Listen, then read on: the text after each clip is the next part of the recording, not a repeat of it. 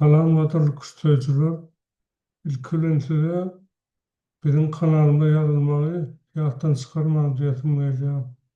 Bugün sizin bilen 1937 ýylda Ukrainanyň çempionatynda Korçmar bilen Polýanyň arasynda oynanan oyunu seyretmekçi. Ahyrda Korçmar, garada Polýak. G4, G5, ATF 6, ATF 6, Pilpa 5. Eğerde her kararlar Pilpa 4 ya da hatta 4 göçülmeli. Onu debiyotun adı 4 atın korunuşu deyip bilirdik. Yönü kararlar dağıltı ötüye, bu da 4 göçülmeli. Buraya İspan oyununun stenis korunuşunu geçiyor. Şol için bir tekil olmak için göçülüyense plan başlamış yapılan debiyot bilen de göçüm tertibi çalışıp başka debiyotu geçip biliyor. Neyse İspan oyunu, stenis korunuşu 7, hatta 4, pilde 7. Geçen tapağımızda Şaban Frengen adı Kuzmir'in arasında da şu debiyot oluptu. Ve bir yerde karar hatta 4 attılar. Pilye 7 olmuş yerde. Pilye 7. Ruh Evro, Rokirovko, Pilde 6 batı. Pilde 4. Ruh 7, aşırı ruh batı. Boyçta 1992 yılda Yugoslavya'nın Toparlayın çempionatında Pavrotçu'nun o atalığın arasında bolan oyun bu kararlar oyun deyini yaptırlar. Bu oyunla kararlar da dörtte alıyorlar. Bilseydik verdik perde dört. Şerine aklı ruhta vurursa katı uçmadım. Bu oyunun bir neçeliyum o Estonya'lı dünya ülküsü olan Paul Keret'in teklif eden uçmuş ruhta var. Karar akraf ediyor. Yiyemez. 2023 yılı men oynamamın bir yerine şeyde ol karşılaşmaktadır. Göstü. Yiyemez alacak bolu. Jana sözünden 10 min toğru pikir etdi. Vahtına salta açmalı oldu. Alıp soğukta çöçüp salt tuttum. Yöne zadı yiyemez alıp bilen akar sözünden hem. Çünkü eğer alta onu açmadan onu aklar bir malta yarar. Az sözünü atlen yiyemez altılar yanlışıp ne aklar sayıp malta. Loyna karar atın yetekle diyorlar.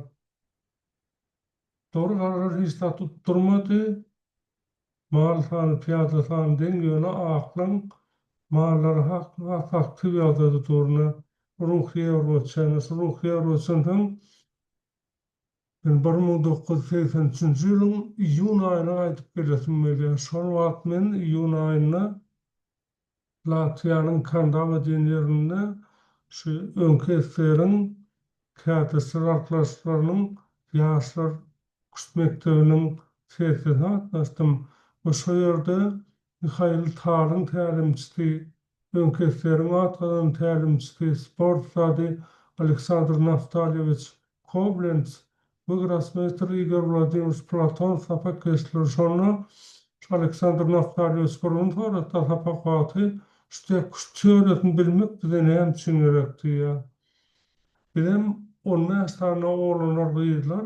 Oradan bir nesati isotoparımızdan tam gelecekse Grossmeister'ım varım tarçın Mikhail Golubov, Konstantin Landa, Vitali Golod, bunlar Grossmeister olurlar.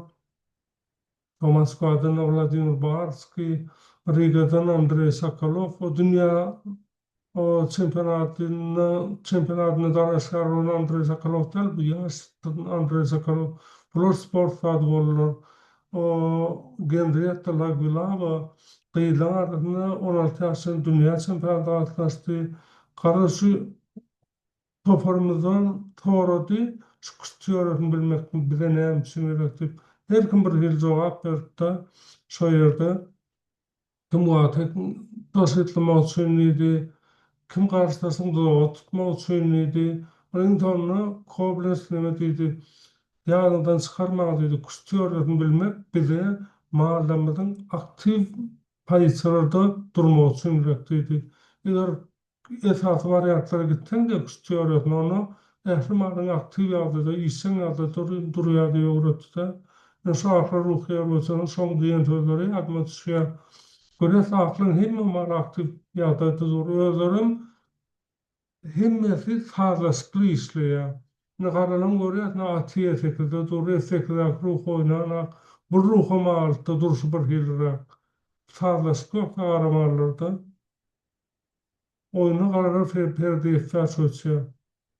Atta ver. Pile topullu. Pilda tekil. Yedi. Atta altı. Ruh söz. Perden zeydur yatıracak bolya garalar. Zaltı ölçüporlar da pilas altı var ya. Garalar ifaltı ölçüporlar. Yeni pilas altı. Asaltı. O ruhlun zeydur zok bolya da. Yeke tak ölçüm. Ne şadayna bir öwrenme üçin, teljerme üçin gatygyrykly paýça aklyr atyn pida edýärler. Özümden dalýany boşaltmak üçin, dalýany açmak üçin atyny wagt getirmän, depkin gowşatman, temp bilen pida edýärler-de. Almar bolýar ruha topuldy. Alýawlyny dal tahat ýerhekli gorapdy. Goroçyny ödýär aklyr pertin pida edip. Onu yamar bolana, yagalsan, çösünde yatıyor.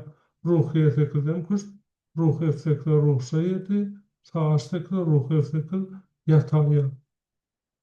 Sonsu qarlar yeketak köçün pertinde yedi eliyor. Ne yeni urgatlı pulsat, ak perdi yan urgatında durdu ödüm, hem ruhun hem piyadan ruhun altında, indi şu urgudan kaçıyada, başka urgun altına geçiyor. Yani perdan bilyamını, ýöne garamla alyp bilene perlen alaýsa ýene mat bolýan hyýaly. Indi perde aşaşan garalan howpy, howplar ötlerde efet ruh açmadan nikoy göçünde ruhlan jeýdin püsperjek bolýar. Şoşun garalar şahatyny etsekle açypdyr. Ona doğru ýagaplar. Eger garalaryn kabul etse bu pidany ruhsat onu ruh açmadan var, şoňsy perdeni taýýaklar. Oyuna garalar dawaşatdylar perdeni, bu aklar aşap çöçünde ýatyrýar. Ruhsat tekil köz, şarjy tekil, ruhy tekil, nesworýany ajaýyp owadan oyun, owadan gutwarýar. Akly şeýdip ýensalan ýarar oyunu. Kadar kustözler, ýene rekatlar etmeli. O bizim kanalyma ýazmagy unutmaň. Sapak size gowta ýarandyr diýip umyt edýärmi. Günlük sapaklarda duruşýançak, hoş, sag bolun.